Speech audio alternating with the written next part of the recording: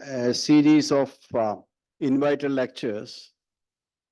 I think the whole idea behind that lectures beyond the syllabus, we are all syllabus oriented. And why these out of syllabus lectures? Somebody might ask. I'm not saying that you will ask. Somebody might ask in future. So you should have an answer. That's why. So that is, in a sense, because the way in which we see the whole PhD program, I think as I said, we are in the business of making scholars with scholarship and expertise in your area of concern. Very often what happens is that scholarship is something which is not there, but they're expert in that area of expertise. So in GIFT, our idea is slightly different. If in a small group where somebody talks something just out of my topic, if possible, they'll just run away from the scene because I don't know. So you should be able to that is scholarship means. You should be able to, as social scientist, you should be able to be comfortable to converse in a wide range of issues. But at the same time, when it comes to your area, you should be the final word. That is what we mean by expertise. So that is precisely the reason why the coordinators are organizing. They are organized. I understand that 13 or 14 lectures are already done now. Beyond the lectures by our faculty. So I think from the feedback that I get, it's a very welcome move. I encourage the coordinators to bring more people and more scholarship and interactive space. That's the point. So today we have Professor Harilal. He told me, he gave me a warning saying that don't introduce me. So, I am not getting into that. But I repeat one thing, one sentence I can always say, because one sentence is Dear friends. yeah, friends. And I challenge you to visualize a scenario after 40 years. Nivedita getting a chance to introduce, for example, Meghna to her students after 40 years. This is exactly what is happening. So I think you are all going to be there, which we never thought like this. This is all I would say that, So thank you very much for joining us. And the floor is yours. And I know the way in which, since we have worked together, I know you have someone with you whose competence in diagnosing dimensions that normally people miss. That is very high. That's what the way I will introduce you, if at all I am permitted to introduce. Okay, over to you, sir. I told Professor Joseph not to introduce me because now he has been introducing me in gift also on several occasions. So for all of you, it will sound very repetitive. So anyway, Professor Joseph, Dr. Suma, Professor Ole, and gift faculty here, students and researchers, and all the participants who are there online. Today, I thought I'll speak on expenditure side of the budget, public expenditure in general. I decided to speak on public expenditure because I thought in gift, at least, we discussed quite a lot on the receipt side. We discussed about the fiscal space in terms of taxes, different types of tax revenue, non-tax revenue, government borrowings, transfers from the central government, fiscal deficit. lot of those issues on the receipt side we discuss. And I believe that a lot of interesting research is also taking place in the area of receipts of the budget. I'm not saying that no enough is done in the area of receipts.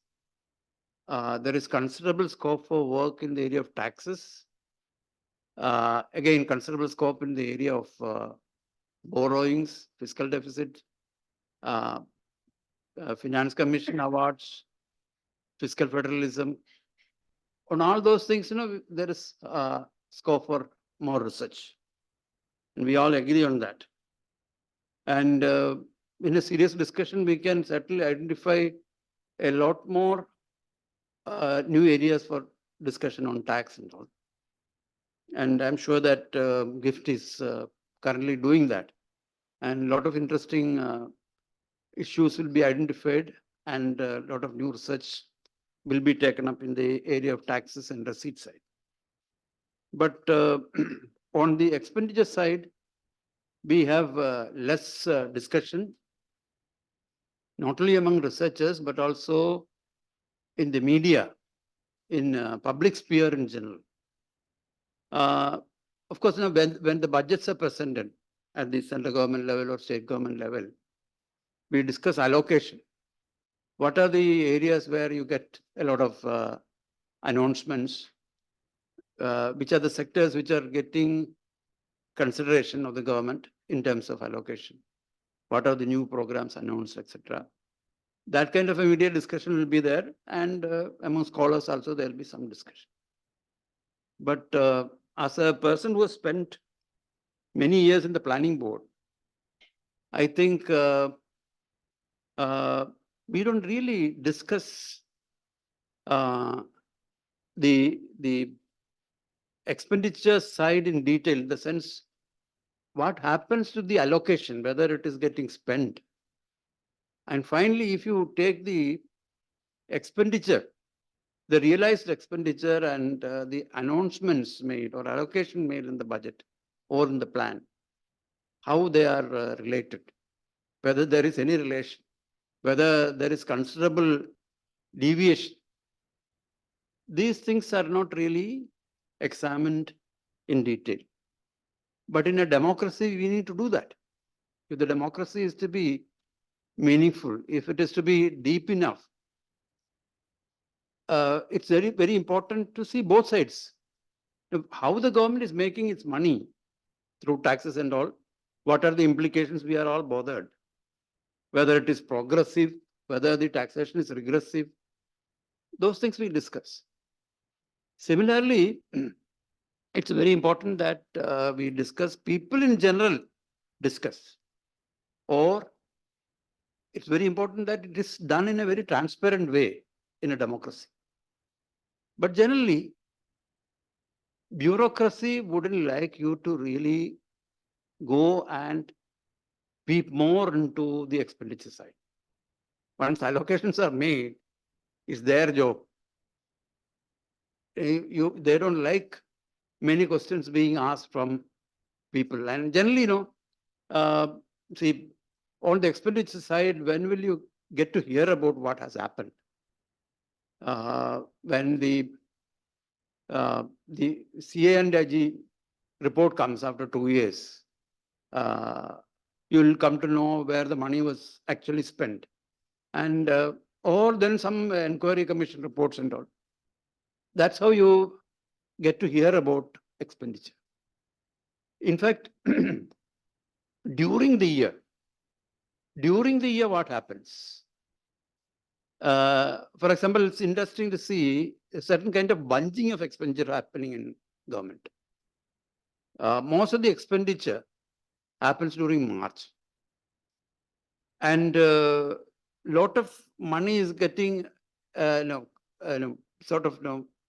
converted also.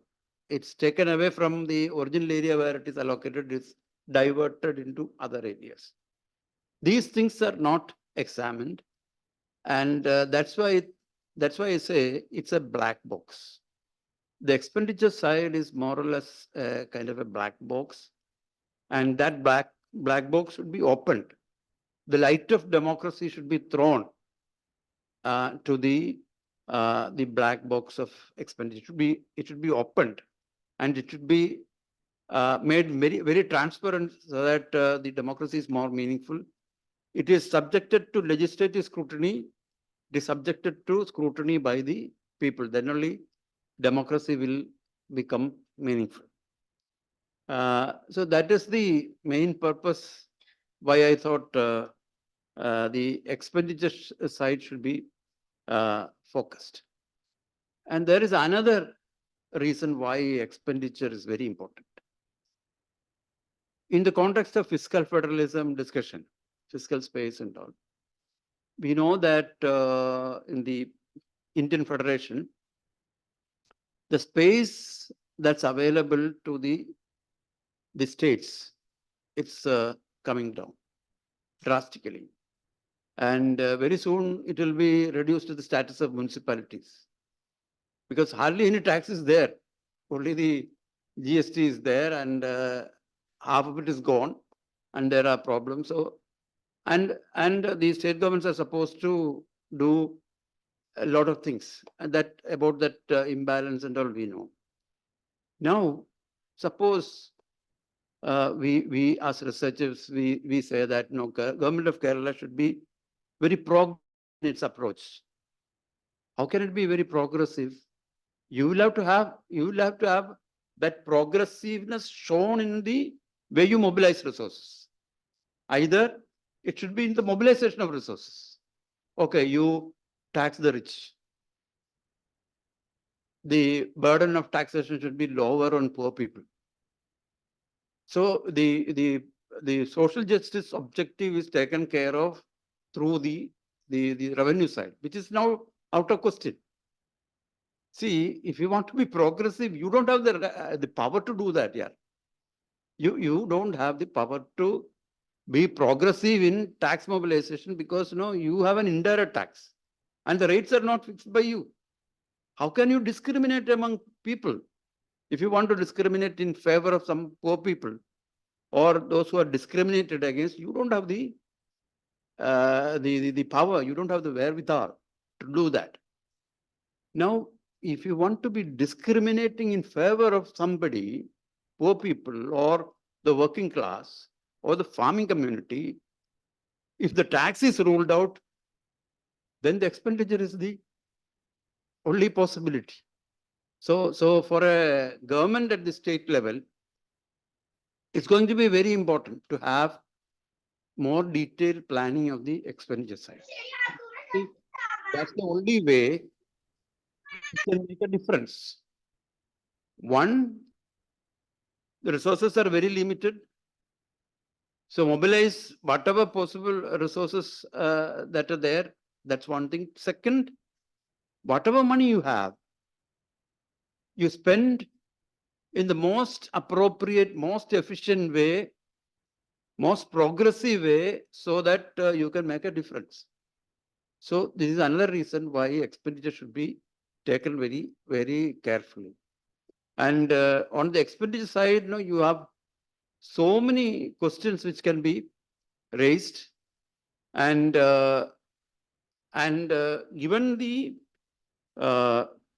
changing environment of fiscal federalism in the country, state governments will have to now focus more and more on the expenditure side, so that they can make a difference.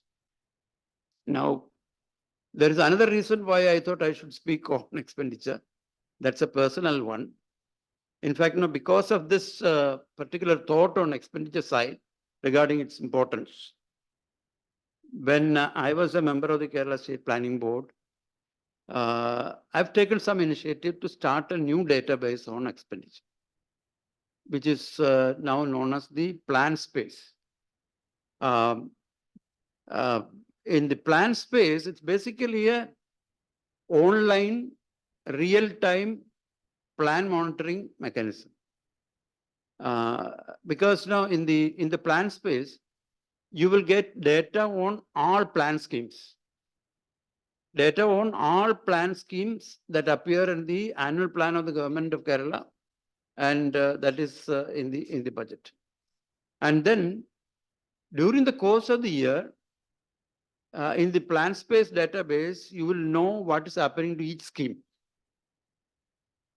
In the sense now whether the administrative sanction is given, whether technical approval is got, whether the allocations money is given, and how the money is being spent, whether it is getting spent, what are the physical achievements. These things are available in the plan space database at the scheme level. So it's a major database which can be used by researchers. I would like, if not for PhD and all, for even for PhD is possible, because we have many years of data now lying underutilized, but very rich data, because the expenditure side data is the treasury data. Because there is a interface between the plan space and treasury, and therefore, if there is any expenditure that can be made, that's made available in the plan space database. So you'll know, and that's also real time. Immediately, if the money is spent, immediately that will be recorded. So month-wise expenditure in each scheme you'll get. And then you will get aggregation at various levels, department level, sector level, regionally also to some extent you'll get data. And that is very effectively used for plan monitoring in the government. This database is used by the planning board for monitoring progress in plan implementation. You can easily find out which department is doing well, which department is lagging, which sector is doing well, which minister is doing well in terms of plan expenditure. And this is used by the government secretaries in departments to evaluate the performance of their departments. During the year, it is not an ex post data. During the year, during the year, the progress is, you can find out the progress. Whether there is bunching expenditure, which month is where the expenditure bunch, and all those things you can find out. And chief secretary level and CM level review of plan is done using this database. So if you want to find out about what is happening in actual expenditure and compare it with the allocation. For example, if you want to find out whether the government's announcement for SCP, Schedule Cost Component Plan, subplan, or tribal subplan, these are supposed to be very important plans, and there is a decision that a proportion, a pre-decided proportion of plan allocation should go to the subcomponents, the subplans. Allocations are ensured in the level of budget. When you prepare the plan, those minimum allocations are always ensured. But what happens in expenditure? From my experience, there is considerable deviation. When you finally get the accounts, the deviation from the allocation and the actual expenditure, that gap is generally higher for the SAP and TSP programs.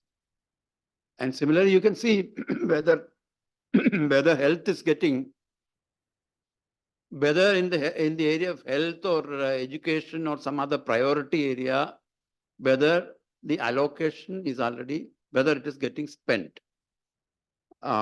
Because what is spent and what is promised, what is allocated, differs systematically, and that be probed.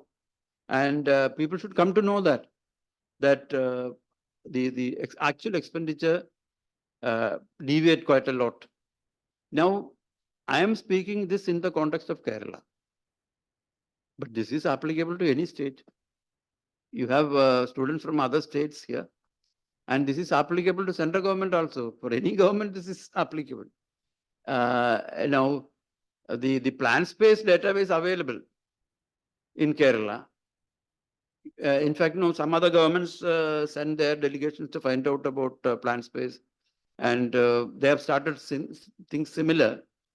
But even otherwise, if suppose we don't have the plan space database, even the absence of plan space, there is scope for studying expenditure. Year-round expenditure you will not get. You will get year-end expenditure with respect to different sectors and schemes, because CAG reports accounts give you such data. And if you look at that for the central government, I can tell you there will be huge gap between what is announced in the budget and what is ultimately realized. And if somebody can come out with a study where these deviations are focused on, how the gaps exist, that itself can be a major thing, for research. And only when you focus and when people know that such deviations take place, government can be made accountable, and such problems can be corrected. And that's one way of making democracy more meaningful.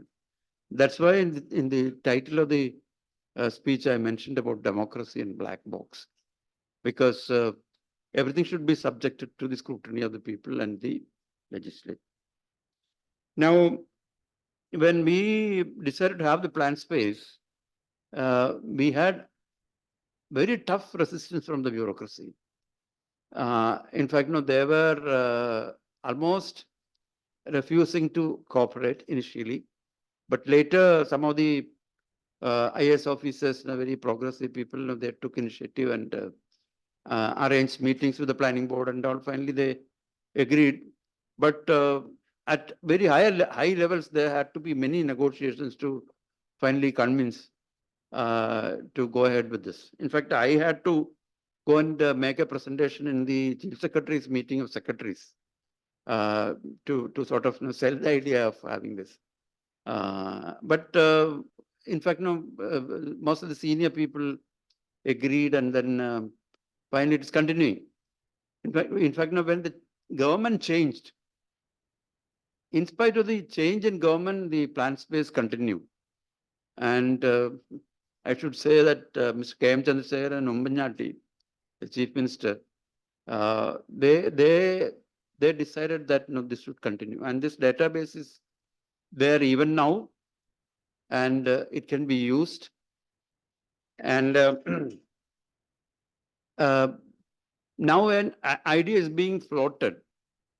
So you have a plan expenditure. Real-time database on plan expenditure is already there. Government may not be very keen to make it public, though the idea is to make it public, because there will be many things which will not be, which the government will not be very keen to go to the media and all. But ultimately, in a democracy, this should be available to researchers. Now it can be made available to researchers. That's no problem. It's not available to media or general public without proper password. This thing involved. But the idea is, okay, you have the plan expenditure side. Suppose you have non-plan data also. Say for every department you have salaries, pension, other recurring expenses and all. So if you have plan and non-plan expenditure, actual expenditure of the government, then will it be possible to think of efficiency and productivity estimates of departments? This is very important because, as I told you, the fiscal space is coming down. Government doesn't have much space on the revenue side. So every single rupee is very important. So you'll have to be very efficient on the expenditure side. So you have salary, all the administrative and other expenditure on the one hand, and then plan expenditure and physical achievements of plan. Then you can easily find out how efficiently a department is functioning. And if you compare departments, then there is a possibility of discontinuing some programs, cutting allocation for certain departments, and giving more money to certain other departments. I can tell you from my experience, there are many white elephants in government system where salary and other allocations are made. They have virtually nothing on the plan side, and they have nothing virtually on the regulatory side also. See, some departments may not have any plan expenditure, but they will have regulatory responsibilities. They may be providing services, but no, there are. I can tell you examples of institutions which were doing some work earlier. They came for some reason, but they are sustained because you cannot throw away people. Their job will have to be protected. Their promotion will have to be protected. So they are given plan allocation. They are given salaries. Plan over time. When you discuss the plan, you say that what's the point in giving any plan to you, because you are not supposed to do anything. So that money will go to other departments, but this particular organization is still there, and they will have to be provided non-plan funds for salaries and other things. So I'm speaking about extreme cases where expenditure is there and practically no output is there. And if people come to know about this, there will be, I'm not saying that the positions and jobs should be discontinued, but there will be a suggestion to deploy these workers for other departments, because there are areas where you have new areas where shortage is there. So this can be their work can be used in various other areas. Now, my point is, you have different databases on expenditure. And if you put together these databases, including the plan space, then the accounts of government, the final accounts of the which comes in with a lag, but then it's more firm. And at that level, you can have interstate comparison also. And same thing can be done for the central government.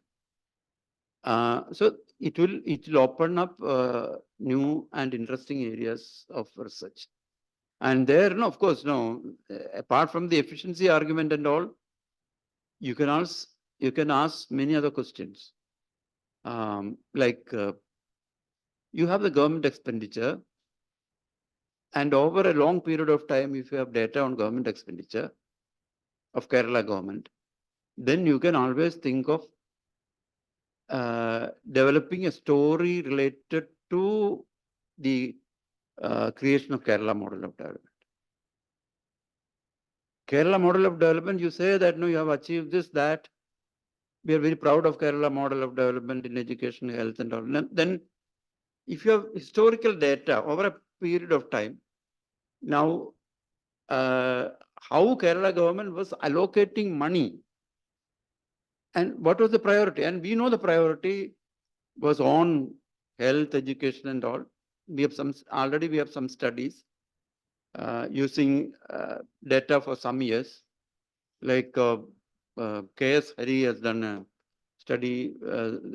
His PhD thesis is on this human development, a comparison between Kerala and Maharashtra. where he has used this kind of data.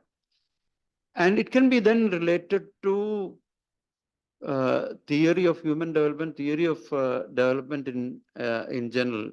You may remember the work by Francis Stewart and Gustav Reines and all, where they have examined this question of prioritization of growth and human development. How to get away from a vicious circle of development to a virtuous cycle. If you focus simply on growth, you may always slip to the vicious cycle of development. So it's very important that you focus on growth and you focus on human development also. So if you have education given consideration and health given consideration, and then the growth that results will be sustainable.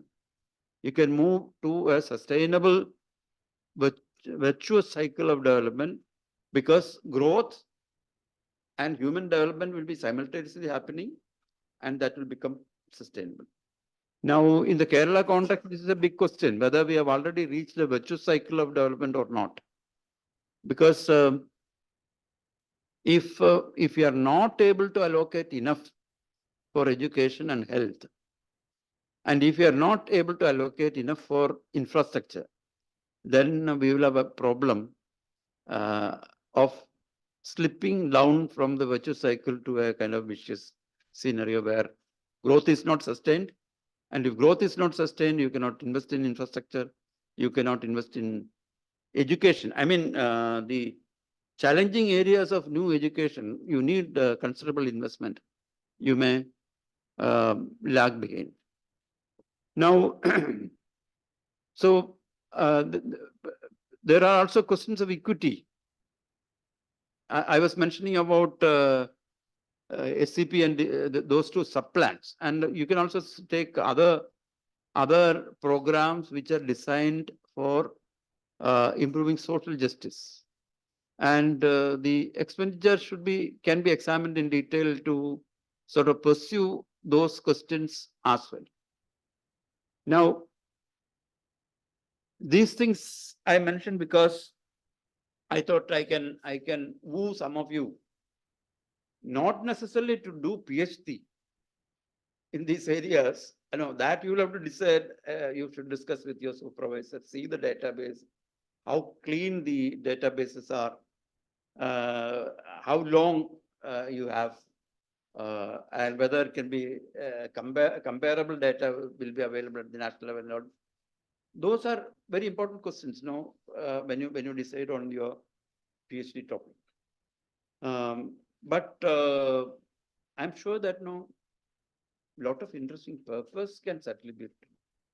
A lot of research programs can certainly be taken up in the Kerala context, in the context of the nation as a whole, and by way of comparison across states also. And maybe there are of course, not maybe, there are international studies done in the context of individual countries and comparative also. This Francis Stewart, and there are a series of studies related to that, and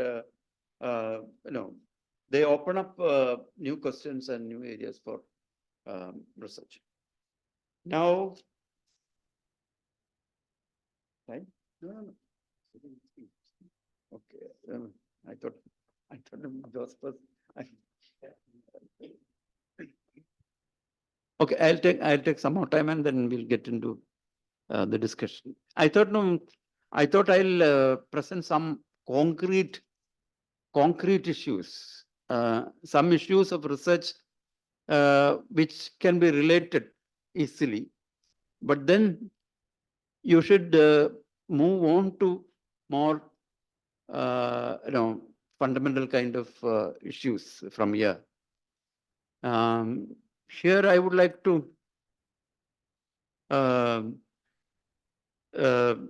say something about a personal experience of mine.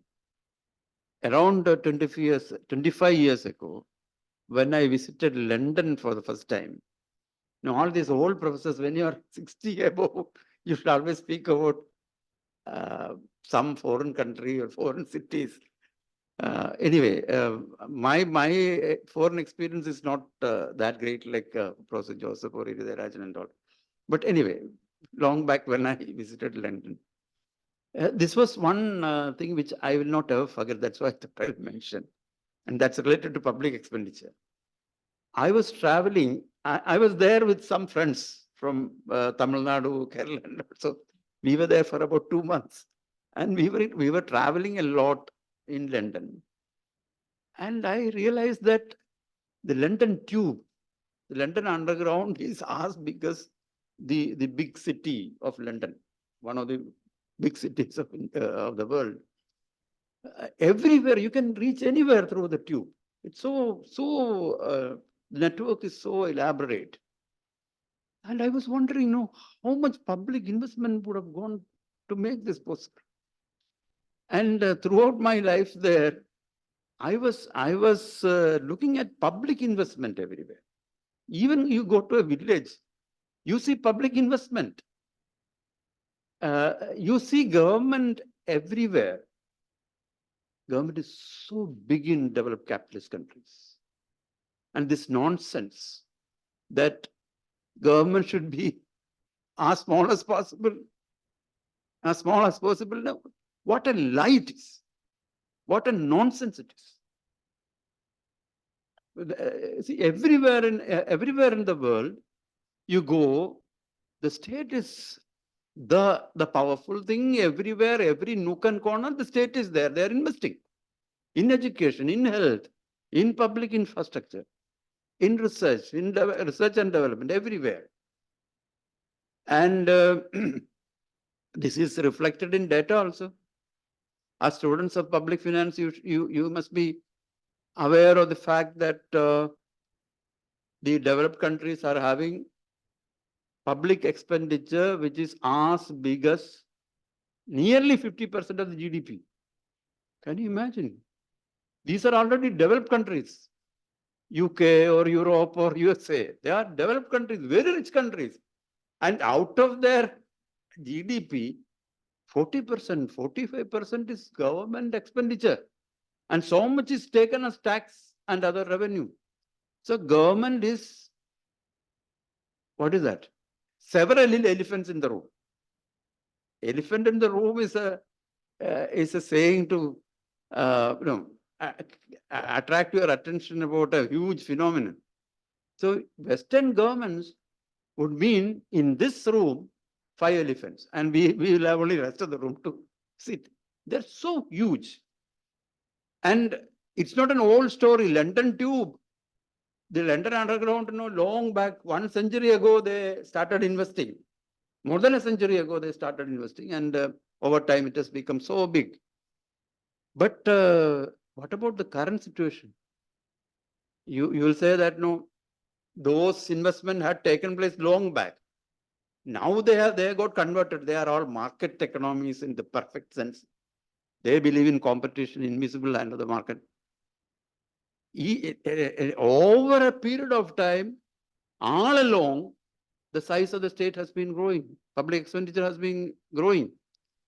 In terms of expenditure as a proportion of GDP and per capita expenditure. Per capita expenditure in developed countries, they have been growing over time.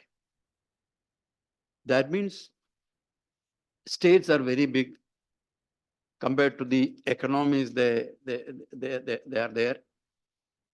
Per capita as well as in terms of as a proportion of GDP. And what are they doing? And what are the states doing? Where are the money getting spent? And if they are spending so much money in various ways, why can't we have a similar thing in developing nations? In developing nations, the size of the state is low, and you have large number of studies relating public expenditure and growth. Several studies. Very interesting empirical work across nations and in one country kind of thing also. And generally, people see a kind of a positive kind of relationship between government expenditure and growth and development. That would mean that, in fact, developing countries should have a bigger government.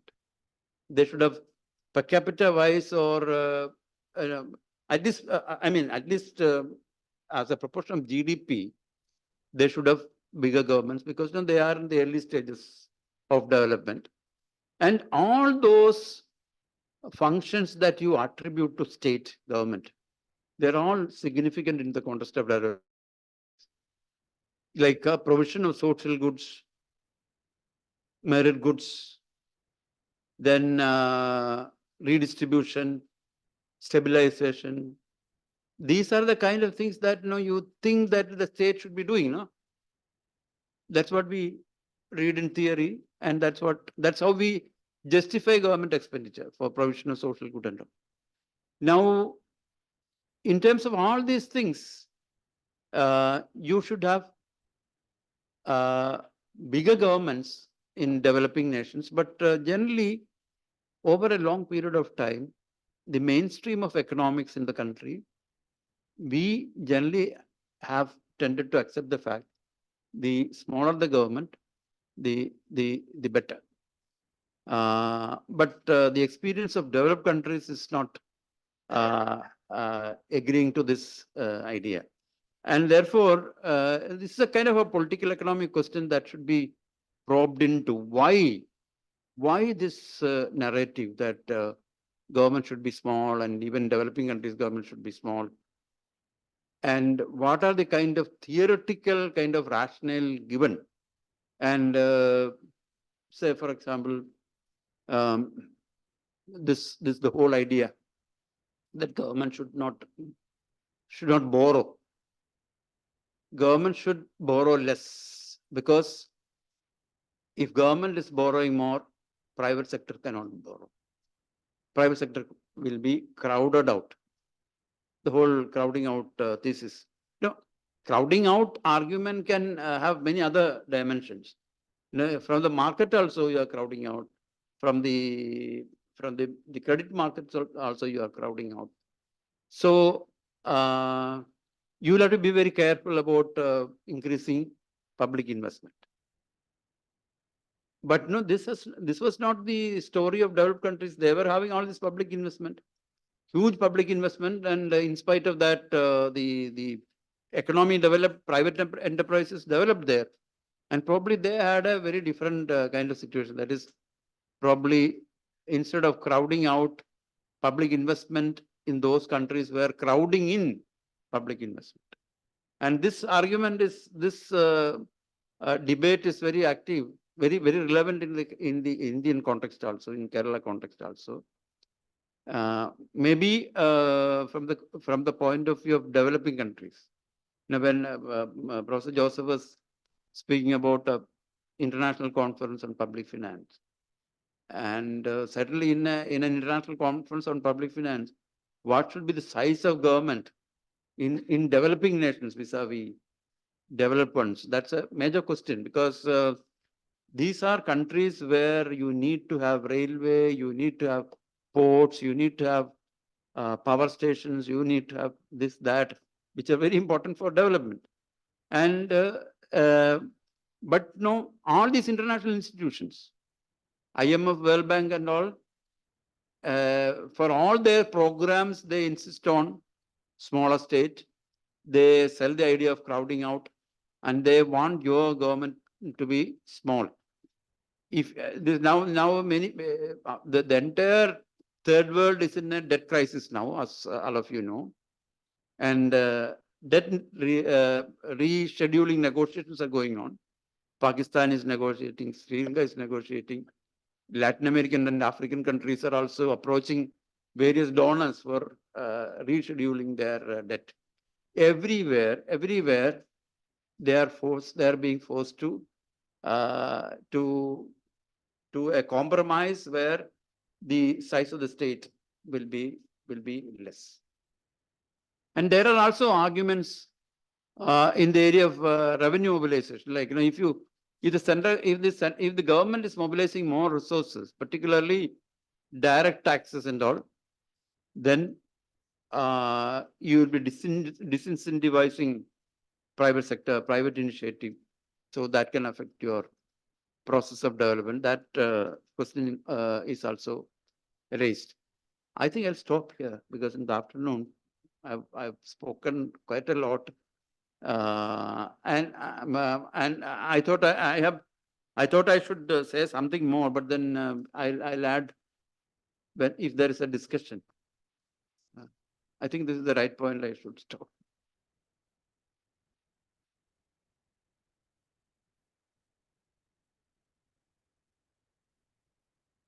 Very interesting, in fact, when you talked about uh, the latter part, when talked about the size of the government in developed economies, when these countries which are advocating to us, you should have a smaller government.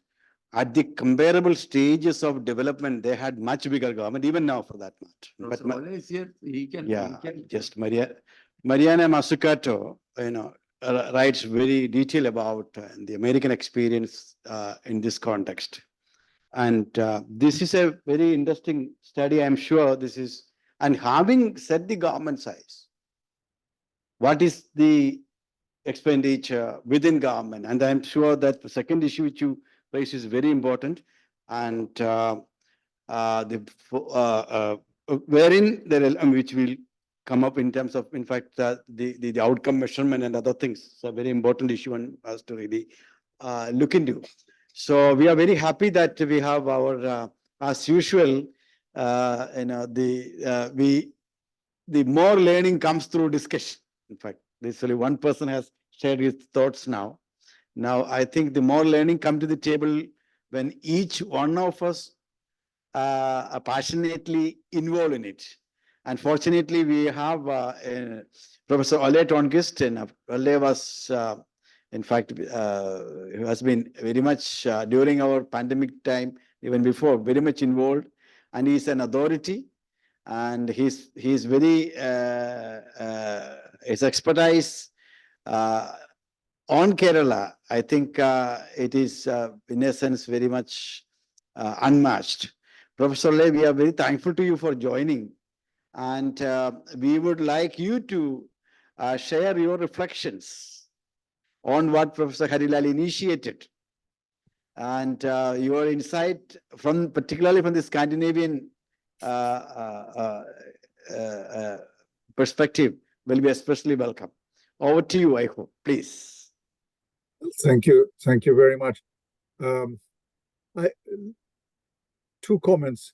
The first is, in the present situation in my country, in Sweden, we have a government which is backseat driven by right-wing nationalists. It's a very depressing times.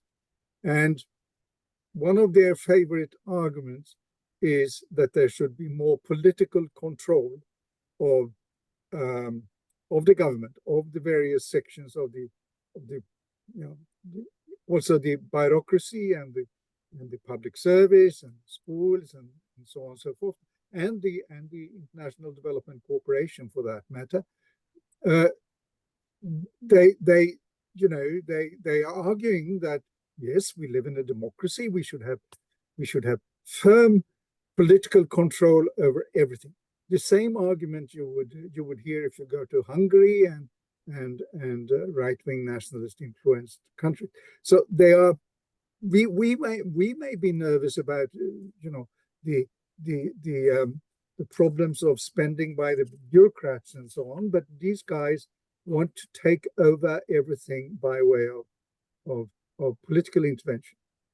I think we need to be wary about this, and therefore consider, the kind of alternative rules and regulations that are less party politicized when it comes to how we want to um, to discuss and measure and so on the public spending. The alternative is, of course, to do it in a kind of market-driven way. Then you have new public management ways of controlling the bureaucracy, which means that you have hundreds of Excel schemes to fill in, even at the university. How do you do this? What is your goal? And how did you fulfill this and this and that? That's also a catastrophe, I tell you, when teachers and social workers have to spend more and more time filling in their Excel schemes rather than to do their actual work. So we have to work. I appreciate what you're saying, Harlal, but we have to presume, in my way of looking at it, we need to examine the experiences from various ways of conducting social audits and open up that black box by not party politicization nor by new public management schemes. That was my first comment. My second comment goes back to the conflicts in, not least in Kerala, about financing and the attempts to bring in more money by lending and so on. You know much better than I do about the problems related to this. But then I think it's unavoidable when the power of taxation is slipping away, removed from the states, that we need to consider alternative forms of resource mobilization, and perhaps even go back to, as Thomas Isaac tried to do when he was Minister of Finance, try to mobilize money through lending capital rather than inviting them to do the very investment. And that, of course, there is a broad discussion about various ways of doing this, but not just through cooperatives, also by what we in the Western Europe call fund socialism, that pension funds established through the companies, and inviting then public participation, union participation, the employers' participation in decisions about spending and investing these alternative ways of investment. We may say that this is almost a little bit of syndicalism involved in this. It doesn't have to be, but there are exciting discussions on how to mobilize money in alternative capital in the sense of being invested, instead of going through taxation. And I do think that we have to engage in that, plus add then various forms of partnership governance of these things with the people working in the companies, with the people working in the public services, and so on, in controlling these. Yeah, that would be my two comments. Thank you. Yeah, thank you, Professor Ole. I'm not going to respond in detail to your points because we will have to discuss, we will have to collect points from others also. But certainly, in fact, I agree with you that we should evolve alternative ways of mobilizing resources. If you want to sustain Kerala's model, we need to mobilize resources, and if the federal structure is not allowing in a space to go ahead, then you will have to really think of out-of-the-box ways of mobilizing resources. One cannot rule out that that is not possible. Say, for example, in the area of palliative care in Kerala, a lot of palliative care institutions in Kerala work on their own and mobilizing community resources, not necessarily funded by government. In some areas, government is funding, but most of it is community funded. So if the fiscal space is not allowing Kerala to sustain, Kerala will have to certainly find alternative ways of doing things. And probably Kerala state is, I mean, people of Kerala is smart enough to sort of find ways to sort of solve some of these problems. But certainly the real solution is to have a more liberal framework of center-state fiscal relations. Now, I think we always give first preference to people online.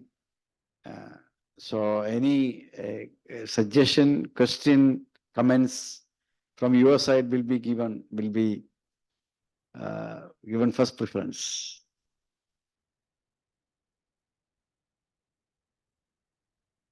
But we also have the practice of, with your permission, asking people physically present.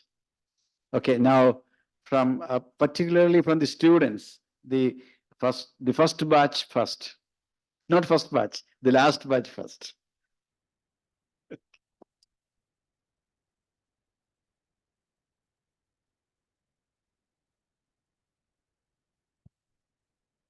Hello, sir. This may be a vague question because I couldn't clearly formulate things, but like while we doing research also, there is this problem of equity efficiency paradox comes behind us, and it is becoming kind of an orthodoxy right now. So the first question is there anything like that equity efficiency paradox, or it's just a construct to curtail the government action? And also I have in recent times I have read some readings on classical economics, and they all are saying that the state's action is curtailed by the profitability, and also the growth is more rooted on profit. So as you all know, the size of the government is increasing over time, but the inequality still increases. So yeah, I know this is a vague one, but uh, I couldn't formulate the correct question. But regarding that thing, and the second one is regarding in all public finance classics, Musgraves, Buchanan, all they all are silent on public production. After the fall of Soviet Union, also the public sector and the public production is out of our thinking. So what about that also? Those are the two questions.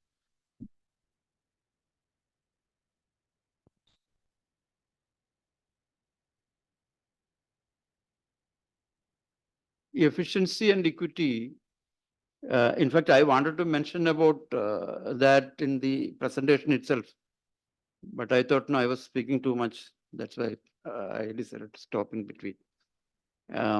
If you see the KEA WhatsApp group today, in fact, no, Mr. Vijayanand has forwarded a message on freebies. That's about a discussion on the Congress Party's manifesto. But the whole discussion about freebies is not confined to elections and manifesto. In India, that discussion is very much there. Now, whenever there is a move to sort of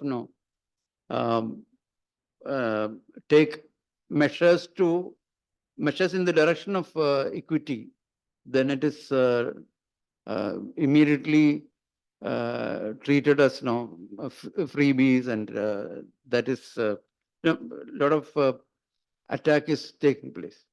But no, this is not confined to India. This is something which is being sold to all developing nations.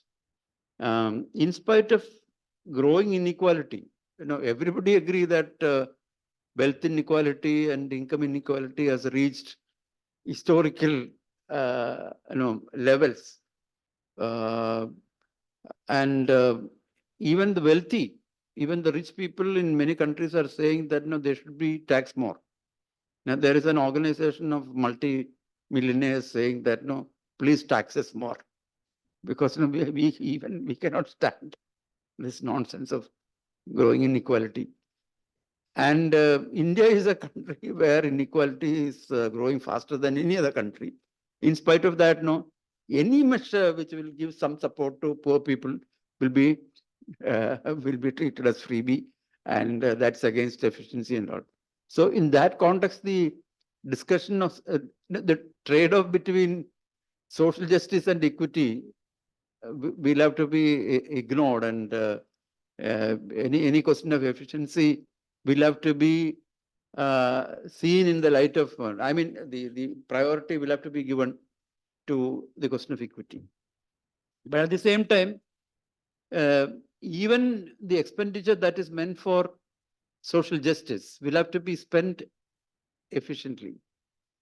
And you have in government of Kerala, there are welfare schemes run by the government where welfare activities, welfare spending is much less compared to the administrative cost of running those welfare programs. That's unfair. Unfair in the sense, the welfare funds, there are many welfare funds. Some of the funds, the administrative cost is very high. You see, sometimes they appoint senior officers from the government secretary, deputy secretary, additional secretary, and all, as members of the staff of this welfare fund, and their salary is very high. And the welfare fund will have to support them. That's not a very efficient way of doing things. That's why I'm saying, even in government of Kerala, there is considerable scope for improving efficiency so that the whole program is made more equitable. The idea of the program is to improve equity, but then while doing that, it will have to be done efficiently. And particularly in the context of Kerala, where the fiscal space is limited, you don't have any money, and then you will have to sustain all these programs. So if you want to sustain all these programs, then every single rupee will have to be spent very, very, efficiently. Since you asked this question, I can give you one example. I was resisting the temptation to mention institutions, but there are many institutions. But I'll just give you one example. The Trivandrum Development Authority.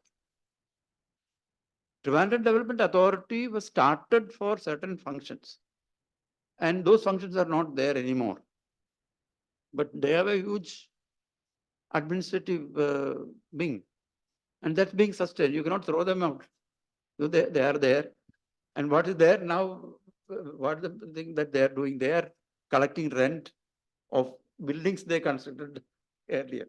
So their main activity is to collect this rent and all. But no, for that you don't need executive engineers and super engineers, technical experts and all. The rent collection can be done by some. I'm giving one example. There are many such areas. In the central government, other governments, there will be many such black holes. There will be many such black holes which will be dug out, and will have to be addressed these problems. Particularly when you are fiscally constrained, these kind of things are very, very important. Then, what was your second question? Sorry. Public production. Public production is very important. Again, it depends on in the context. Like for many developing countries, the national capital is in the early stages of development, and they cannot produce many things, and the country probably needs those things. So public production is unavoidable, even in areas where the product is not a social good kind of thing, private good, but then the national capital is not developed enough to produce that private good. So the government is doing production. So state involving production. But then there is a justification for production of social good. That is, nobody can question that. State can produce social good. But even in the case of private good, state production cannot be ruled out. But then, if you have private capital, in a capitalist market economy, if you have private capital capable of producing the private good, then the state need not do that. And state may have many other things which can be done profitably, efficiently. So there is a question of choice, no? Okay, I think I.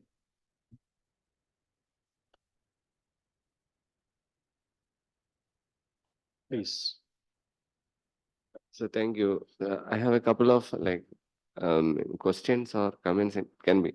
First thing is with regard to like how can we unravel the black box? The question because you see expenditure is there.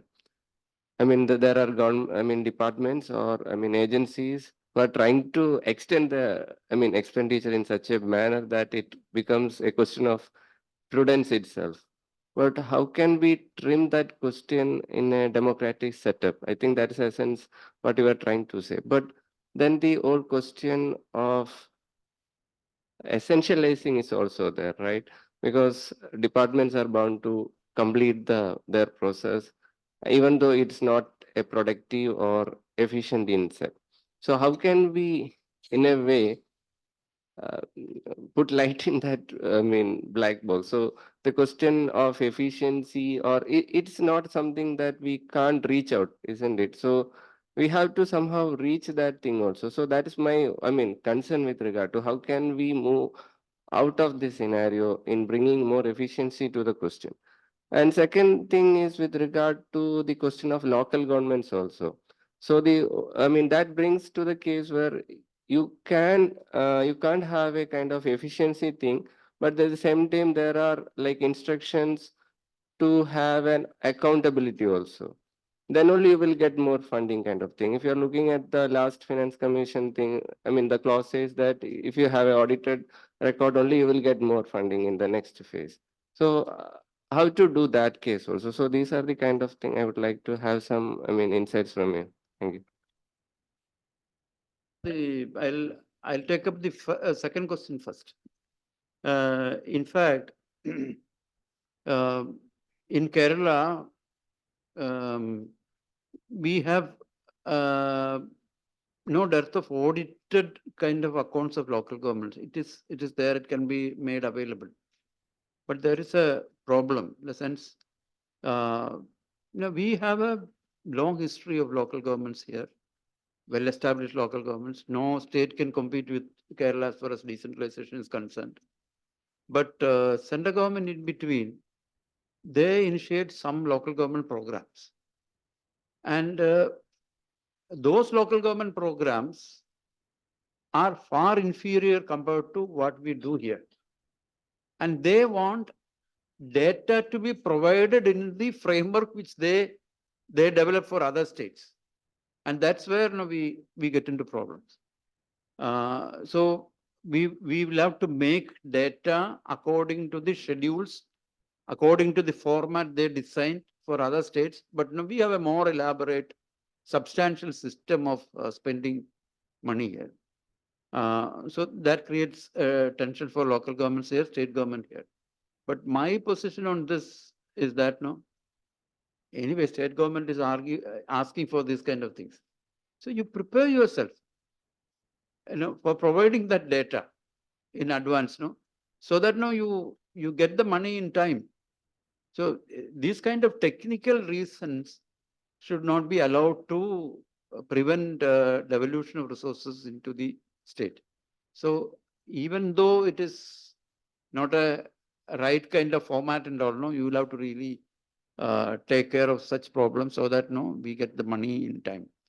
There is a mismatch between what we do and what they want us to do. That question apart, we should be providing data, audited accounts, and that's not a big issue here. We have everything perfect here.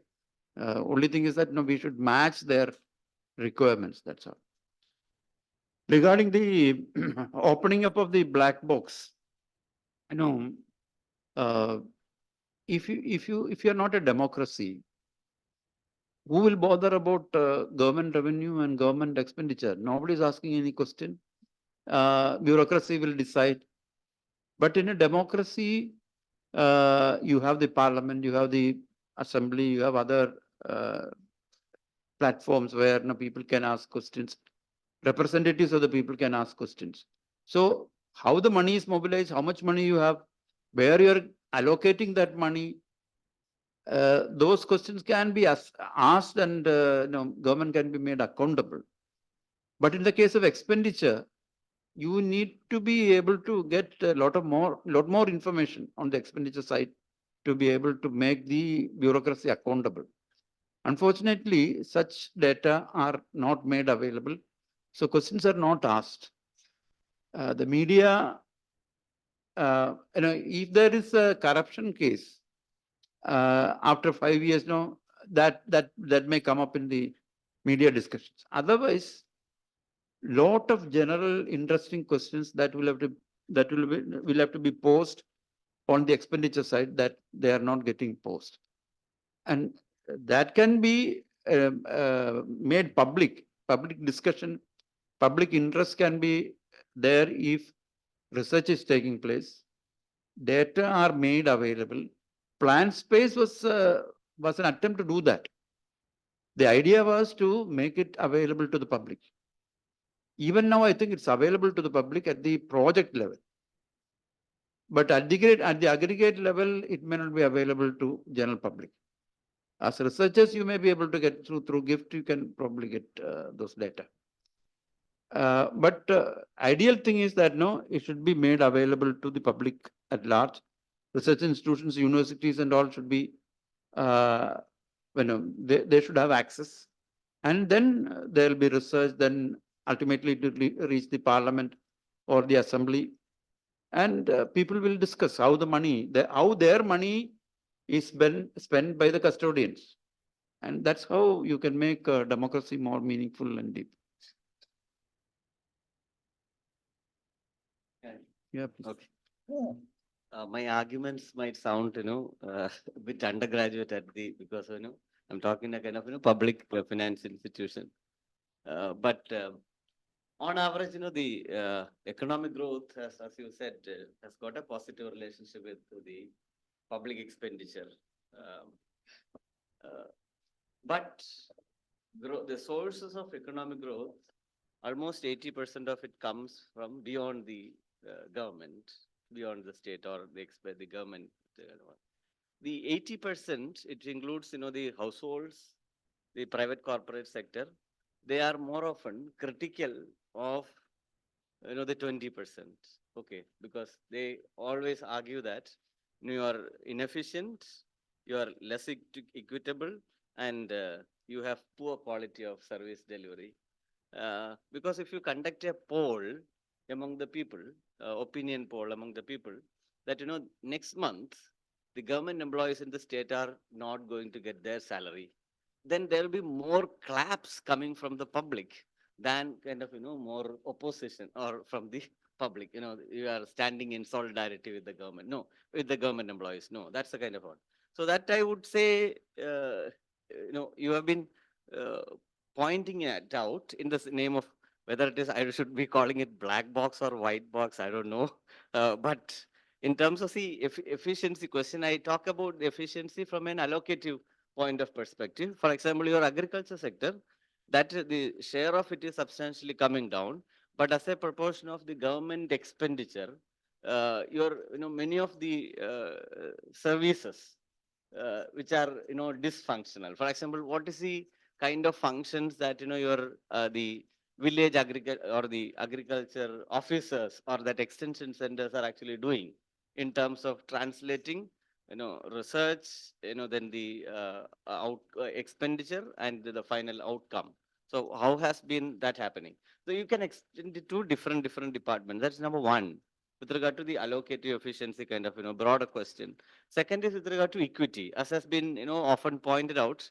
This equity, and you have been clarifying it as also, equity and efficiency need not be always mutually exclusive. It can actually, after a particular point, it can actually diverge, but it can actually, better efficiency is inclusive as well, as you have rightly pointed out. For example, say in states where the health services are more efficient, they tend to be more equitable as well. For example, NSSO data say that in term using that, benefit incidence analysis, they find that states which are efficient in its expenditure utilization, they tend to have a higher utilization by the poorer, the lower quartiles than by the richer quartiles. So that's one thing. So the equity definitely comes into picture in while, the first efficiency, second one. The third dimension is of course more important, is about, the quality, as the perceived quality. For example, if you ask, the service seekers, what has been your experience in a public service institution?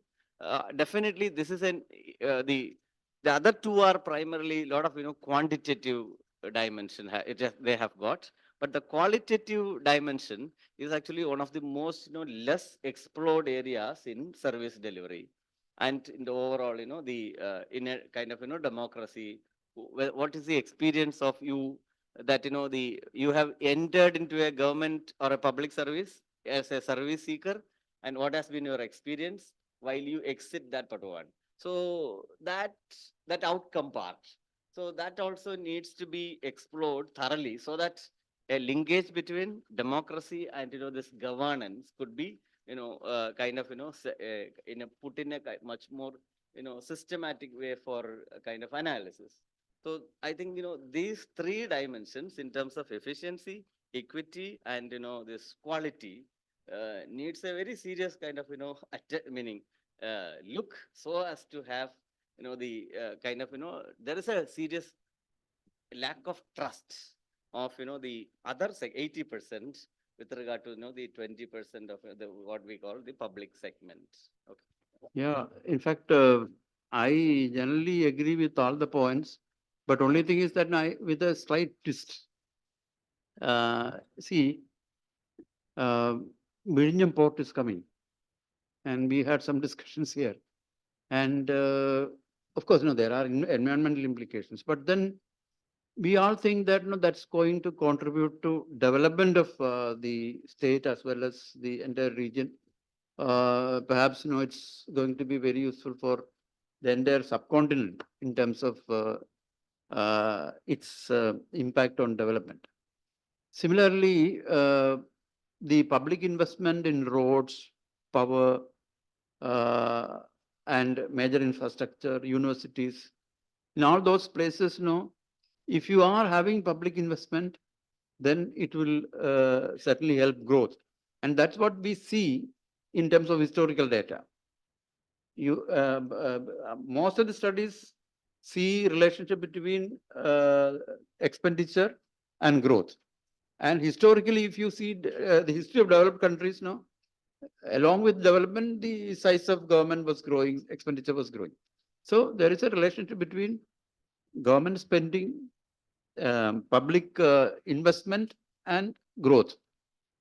There cannot be much debate on this. But only problem is that you need to emphasize efficiency, you need to emphasize quality, productivity, etc., along with the pure quantity of investment. I don't have any disagreement on that. In fact, the whole point is this. So if you open up the black box of government expenditure, you see different types of public expenditure, different areas of public expenditure. Some areas cannot be justified. In some areas, more efficiency should be there. In some areas, quality should be improved. And I, for one, I think it's very important that every single rupee spent by the government is spent more efficiently. Quality is emphasized. Without that, the public sector, enterprises, government as a whole cannot be sustained. It is in that context now, people in Kerala, they want to have the system more to be more efficient. Like you should have schools, but in the schools, teachers should be teaching and they should be doing good work. So that is being insisted by the people. And there is this idea that the salary bill, pension bill, other recurring expenditure of Kerala government is too high. Now, that should also be examined. In fact, no, on the expenditure side, this is another point which I thought I should mention. Anyway, that impression is there that the salary bill is very high. And I do think that salary bill is high in certain areas. You cannot ignore this criticism. There are areas where salary bill is, I mean, it is not a question. The size of government is not very big, Size of government compared to GDP is very big in America. All these people coming and lecturing us, the size of government is too big in Kerala. Size of the government in terms of employees and all, no, it's not too big. But given the fiscal constraint, he should be efficiently using the workers, the government employees. The secretariat can function much better. The secretariat can function much better. Our colleges can function much better. And it's very important that we function much better for the people. In a democracy, people will be asking questions, media will be asking questions, and we should be trying to improve the system. So the level of public expenditures will be maintained, and efficiency and quality should be emphasized. That's why the expenditure black box should be opened, and every segment of it should be studied, so that we emphasize quality and efficiency.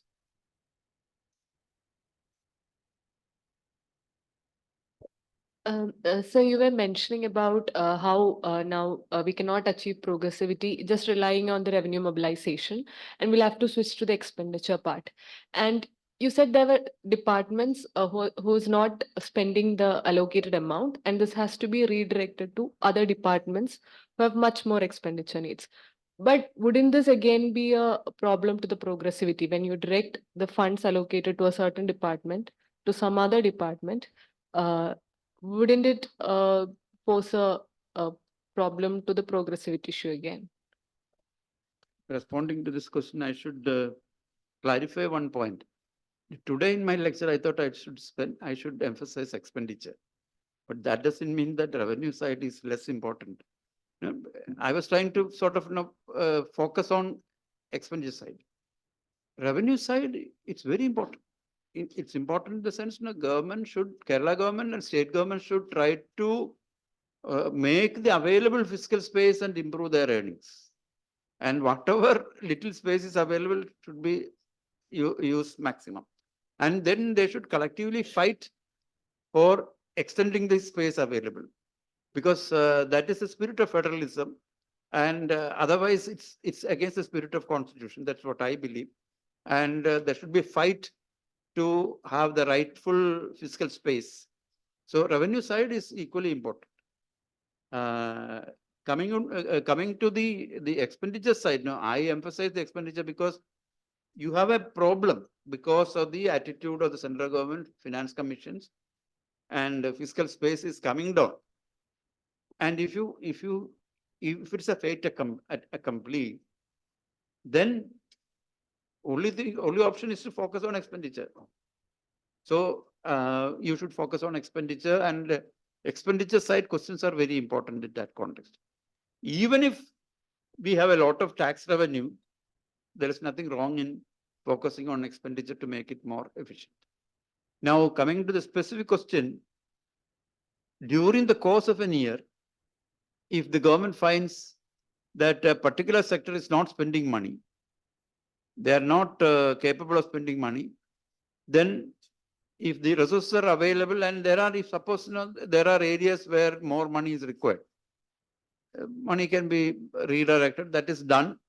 But the only thing is that it's very late when it is done. In some cases, because of the present requirement, that is done. It's not a question of just redirecting the money.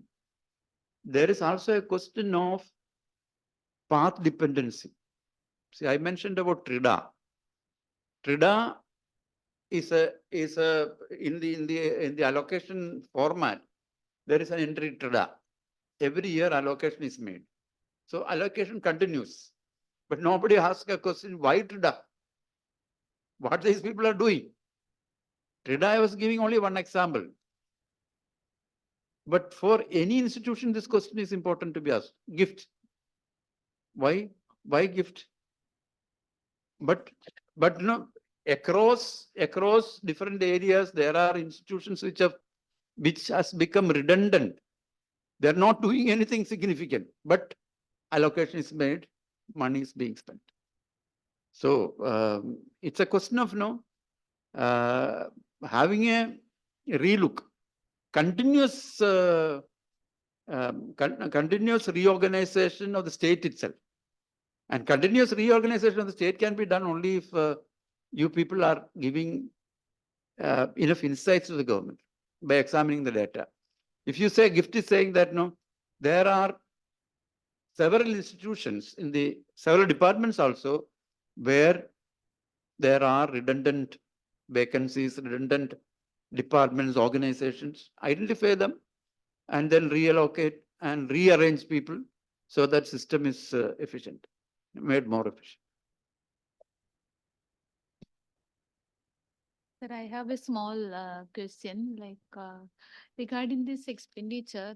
What I feel is something, the prioritizing expenditure, that is something, very important, especially the kind of situation that, our state is undergoing now. So what is your opinion regarding that? Yeah, prioritization is very important at any point of time. And this is one way of prioritizing. That is the very obvious thing. There are areas where it is redundant. There is no point in spending money there. So you take away the money and allocate it to areas where it is really required. That's a straightforward case. But then between departments, if you see, or between claimants for government money, plan and non-plan, finer issues of prioritization will be there. And there should be mechanism. In fact, the economists should be providing those mechanisms for selection. But of course, then you have economic theory to help, like your stabilization function, redistribution function, your allocation function. These are the kind of things that you get from public finance books. But no, there are larger political economic kind of issues also, where where the equity questions comes very, very, very sharp. Okay, so I think a number. If you look at Kerala and Tamil Nadu, which I think we made, staff per lakh population in Kerala is 1,472 as compared to 912 in Tamil Nadu. Well, now the question is, if you think in terms of a single factor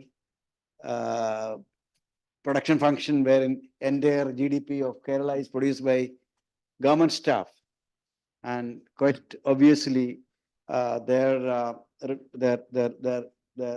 productivity level, our productivity level is pretty low.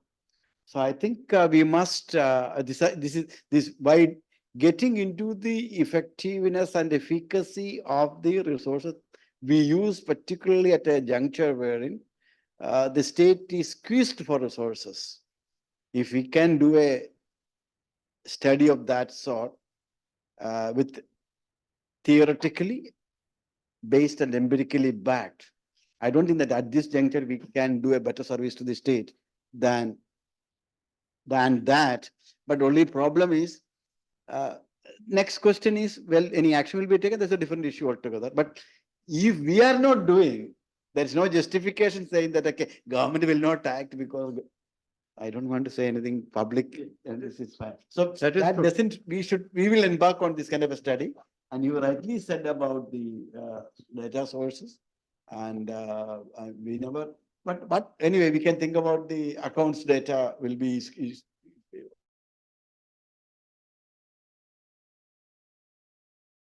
I'll give you another example. Now, see, if you take the central government schemes, centrally sponsored schemes, they come and go. they'll be there 5 years, for 10 years. But the state government would have already made the establishment for funding the central government programs. You would have appointed people, you have the vehicles, you have the buildings built and all. And finally, this central government program goes.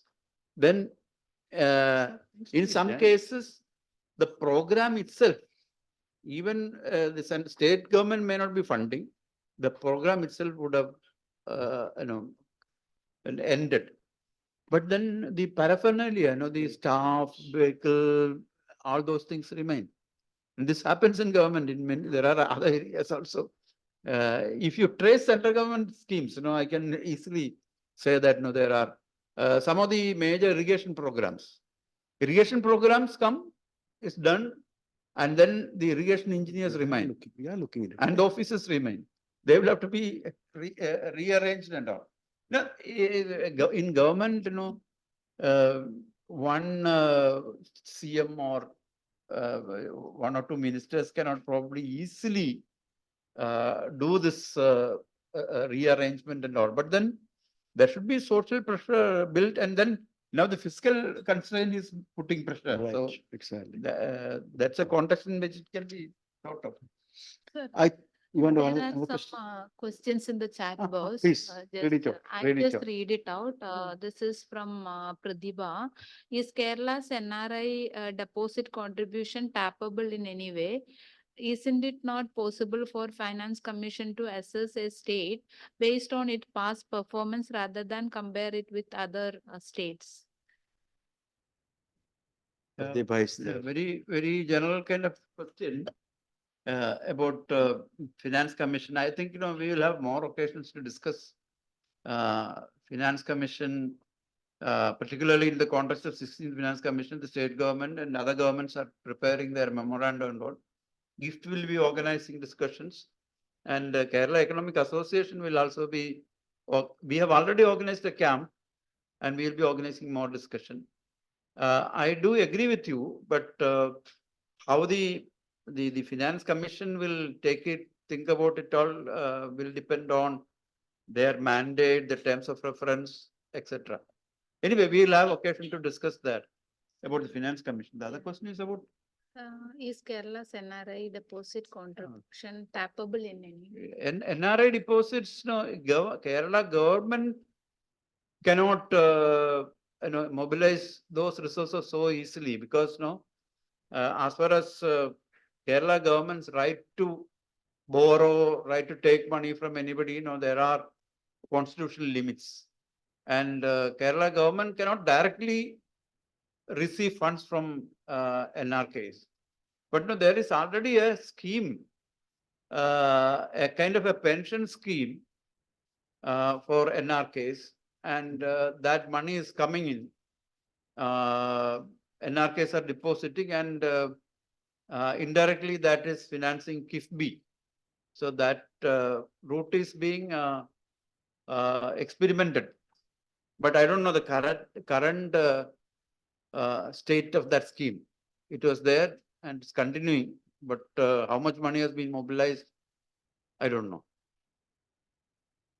Another But question. then the NRK money can be indirectly can contribute to Kerala's development through private means. No, they invest in banks, they deposit in banks, and that is given us credit in the state. The money that is coming into the state, that contribute to economic activity in the state in different way. That's a different story altogether. Sir, another question from Yasin. In the background of expenditure transparency as a democratic measure, do you think some developments in Kerala, like the People's Planning Campaign, have been able to institutionalize some aspects of the transparency? Do you think the model as it is sustained today can be an example for other states in the country? Sure, no, there cannot be any disagreement on this. The decentralization in Kerala was an attempt to deepen democracy, and it has worked in a big way. And a significant proportion of Kerala government budget is now being spent through the local governments. And certainly it is done in a more democratic way because no, there are various forums for democratic participation at the local level. That doesn't mean that no, it's a flawless tier of government. There are problems, there are limitations, but over time, those problems will get addressed. That's what is happening. And uh, I should admit that because I was working in the area of local governments, therefore I should admit no, there are problems even now remaining in the area of local government finance. One more question from Dr. Jose. It is reported in the media that remuneration of MLAs and ministers are going to be raised by 50%. It is a case of beneficiaries deciding themselves what they get from the government funds. Obviously, it is not fair. Do you agree? If so, what alternatives can be there to set such payment? See, I am not aware of this move of the government of Kerala to increase the remuneration given to MLAs, MPs, and ministers. I'm not aware of this, and I think very very likely that it's a false propaganda. Such stories are always made once in a while. So let us get a clear idea that such a thing is happening. Then only we can really discuss those. Suggestion from Sandosh sir, KA. You have made a very important point that given the shrinking fiscal space, Kerala has to increase the public expenditure. Certainly, we will take up some studies on that area. Yeah, certainly. No, that was the idea. I thought no, there will be scholars here who will be interested on the expenditure side also, and some of us will be taking up studies in the area of expenditure using available database. That is the accounts and then the plan space database.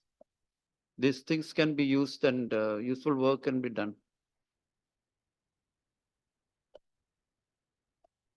Okay, thank you. I thought it was a very nice evening and nice afternoon, enlightening afternoon. We got a couple of interesting issues to explore. Pardon? Any question? I think yeah. Question after 4:15 will not be entertained. We have tea waiting. Tea will be getting cold. For any questions after 4:15, there will be penalty. We have Okay. taken all the. We have taken all the questions. Okay. We have taken all the questions. Sorry. Thank you for the questions. I think all those who came online raised interesting questions. Thank you very much. And I think there is a formal official vote of thanks by the coordinator. A very good evening to all of you. And of course, we had a very wonderful afternoon lecture by our beloved Hailal sir on a very important, pertinent topic, public expenditure, black box of public expenditure. As gift is concerned, this topic is very, very important and relevant. And I feel that it was really a black box for me, especially the public expenditure data that you were talking about, the plan space. I'm first time hearing about this. And I hope that this lecture, like our students, especially the last batch of students, they would have benefited a lot on these various aspects that you have discussed, shared with us. And on behalf of Kulati Institute of Finance and Taxation and my own behalf, the PhD committee, on behalf of PhD committee, I extend a very sincere gratitude to sir for accepting our invitation and delivering this lecture on a very important topic. I'm sure that, this is not the last one from SARS end, and he will be contributing more like in the form of seminar or lectures in the coming days, which will be really useful for us to get some insights on various aspects of public finance related topics. And I also thank all the online participants for sparing their time listening this lecture and actively participating in the discussion. And I also thank the director and the faculty members of GIFT and other faculty members who have joined online, and all our scholars and other participants for your time. And we expect more this kind of program in the coming days, and we need your participation in the future as well. I thank our technical team, Varun and others, for the wonderful setting. Thank you. Professor Tonquist, we look forward to meeting you later. Please take care. All the best. Yeah, thank you.